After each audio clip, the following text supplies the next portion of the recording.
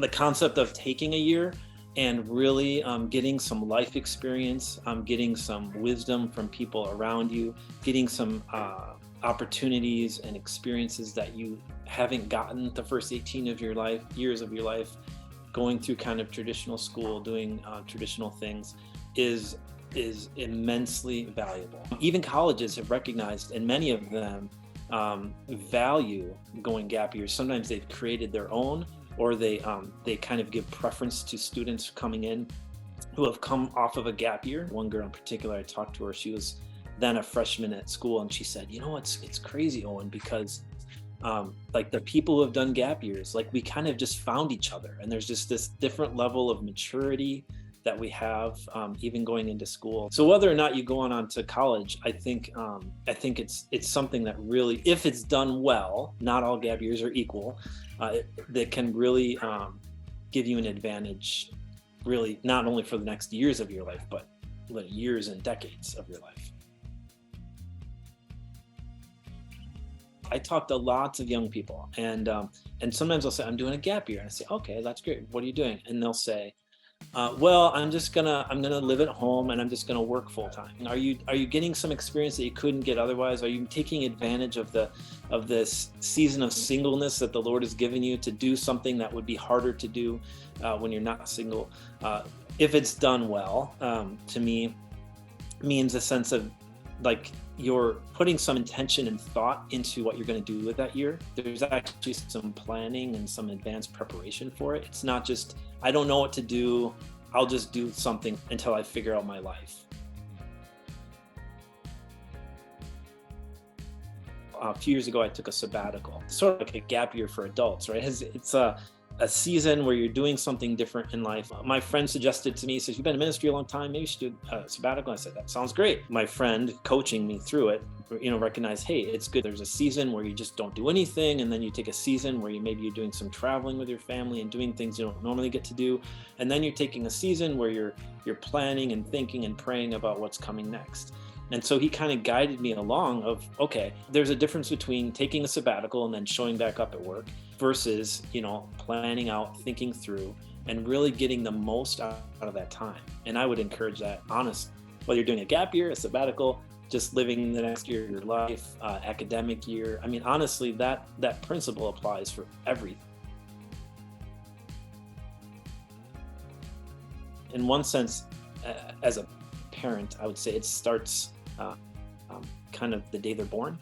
You're starting to figure out your kids and what they're like and their personalities and what they're good at and what they enjoy and just how God wired them. I think that comes to more fruition when they hit their teen years and their personalities really start to take ownership of themselves, and they're not just sort of doing what their parents tell them to do. In our culture, we're really used to doing college visits.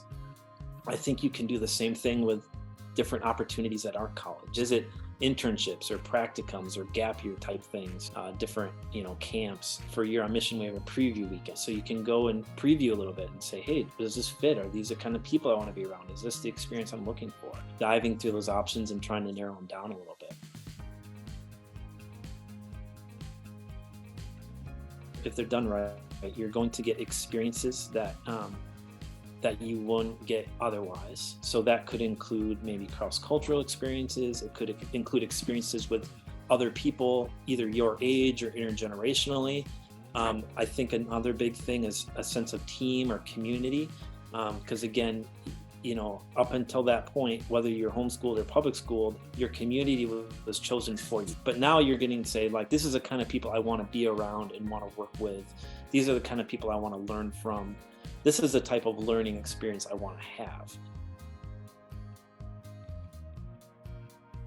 So it starts out with 40 days of training in the wilderness. So that actually sounds hands off. In a sense, it kind of is. You're actually, instead of like engaging right away, you're going off and you're receiving training around really foundational life skills, which again are useful not only for that year, but for the rest of your life. I think that's really big. You're getting experiences, you're learning how to be okay with yourself. A lot of time in the wilderness, some time in solitude. You're learning how to interact with people in community, how to build strong in community where you're affirming and loving one another. Then you're taking all that you've learned in those 40 days and you're going to a church. You're serving in a church setting with a team of 4 people total. You have what's called a trainer coach, so someone older who's kind of overseeing your team and kind of guiding and directing you how you can best serve the church and what that looks like. And ultimately, you're looking at serving the community. And then we have a field assignment. We go and do it, put it into practice. And then you kind of gain some confidence in that. You're like, I can do this. I know how to do this. Biggest objections are time and money, almost exclusively. The third one would be control. Time, there's a sense of urgency for some people. Some people are more like, I don't know what I'm doing, but some people are like, I know I want to do this. I want to go to college. I want to go on to the next thing in my life.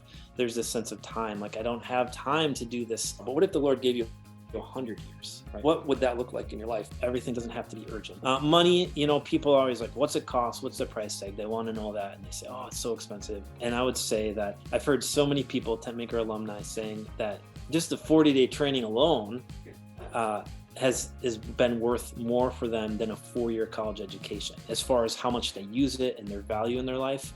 And I can tell you, it's way cheaper than even 1 semester of a college education. We actually don't really want people to pay for it themselves. We want them to have a support team around them. If God is calling you to this, then he's going to provide the money. Like, don't worry about it. Yeah, it might be from you working or whatever, but he's going to provide it because he's called you to do it. If you're just looking like, oh, this sounds cool and here's a check, honestly, what happens is that people don't have the right attitude anyway. I've never heard anyone say they regret the cost, the dollar amount, compared to the value of what they're getting. Okay, so here's the other thing. People want control. They want to be able to decide, like, hey, this is the team I want. These are the people I want to serve with. I want to go to this church. I'll do it if I can go here, if I can do this, or if these kind of terms. Jesus doesn't negotiate with us. Will you follow me if I can give you X number of dollars per month, or if I let you live in this climate, or if you get to serve with these types of people? Jesus just says, come follow me. And then we have to relinquish our control and say, okay, I will follow you wherever, whenever, however, with whoever. And ultimately what he's saying is, Jesus, I trust you. If God is calling you to this, can you trust? Can you relinquish this control and just know that God has your best interests in mind and he's going to work it out?